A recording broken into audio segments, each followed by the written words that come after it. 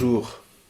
Alors nous poursuivons notre introduction à l'Ancien Testament et maintenant on va peut-être un peu plus le regarder.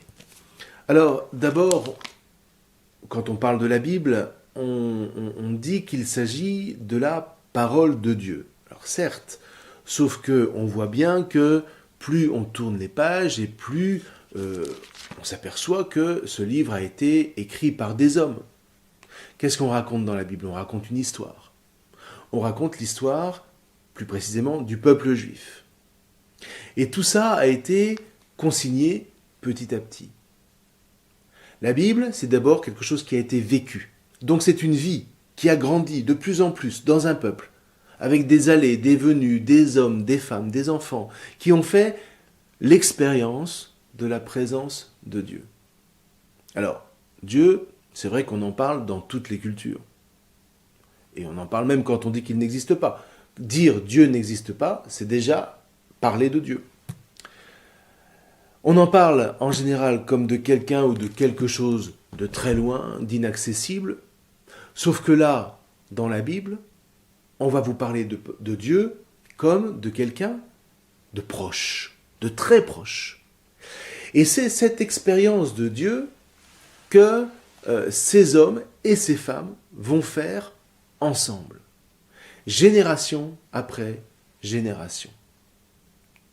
Et ils se sont tous rejoints sur cette certitude, toutes ces expériences que nous avons vécues à travers nos existences propres, c'est avec Dieu que nous les avons traversées. Et ce Dieu, c'est donc un Dieu qui fait alliance avec nous. Alliance, c'est ce que justement on traduit par testament, c'est le même mot en grec. Testament qui est de la même étymologie que témoignage. Donc la Bible, c'est quoi? C'est ce qui se transmet. D'où le sens du testament aujourd'hui, par lequel on transmet des biens, certes, mais surtout, on transmet ce que ces biens représentent, ce dont ces biens témoignent. Donc ce qu'on transmet, c'est l'alliance qui relie le défunt à ses descendants. Et donc, voilà que Dieu, dit la Bible, fait alliance avec ces hommes et ces femmes du peuple d'Israël. Et c'est cette alliance qu'ils vont avoir à transmettre, parce que par elle, Dieu est proche de chaque génération. Et ce n'est pas sans conséquences concrètes, parce que par cette alliance, par cette proximité, Dieu va permettre à ce peuple de mieux se connaître. Il va permettre à chacun de mieux se connaître soi-même en tant qu'homme et en tant que femme. C'est comme une famille. Une famille, c'est quoi? C'est une alliance. C'est une alliance entre l'homme et la femme, c'est une alliance entre les parents et les enfants.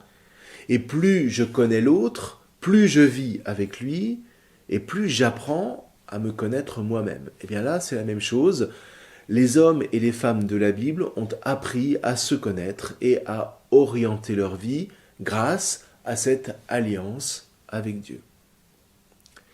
Et puis, ils se sont dit, on ne peut pas perdre cette expérience.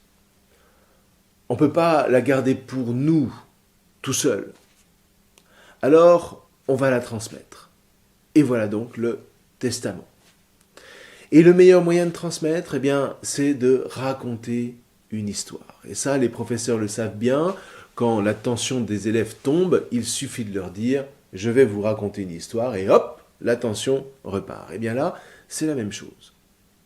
Vous voyez, on n'a pas d'abord écrit.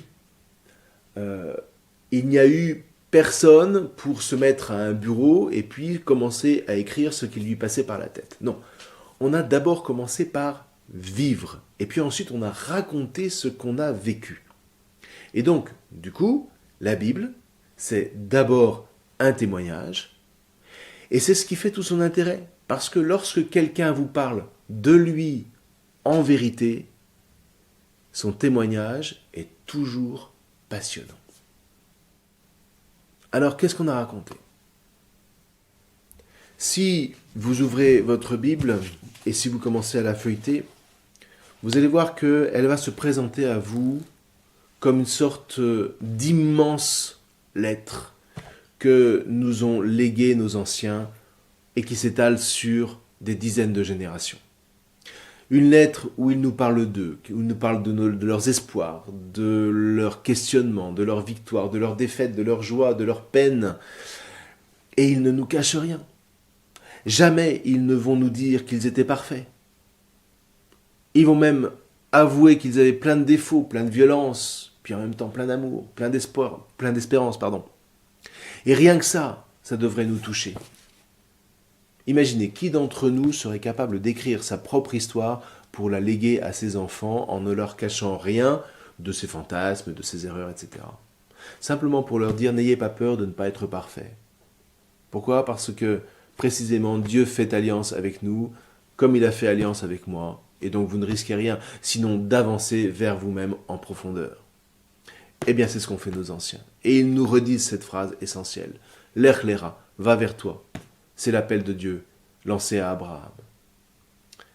Eh bien voilà, vous voyez, la prochaine fois, nous survolerons ce que cet Ancien Testament nous raconte, et vous allez voir que c'est d'une rare qualité, c'est bouleversant, parce que c'est un récit qui est vrai, c'est un récit qui est vivant.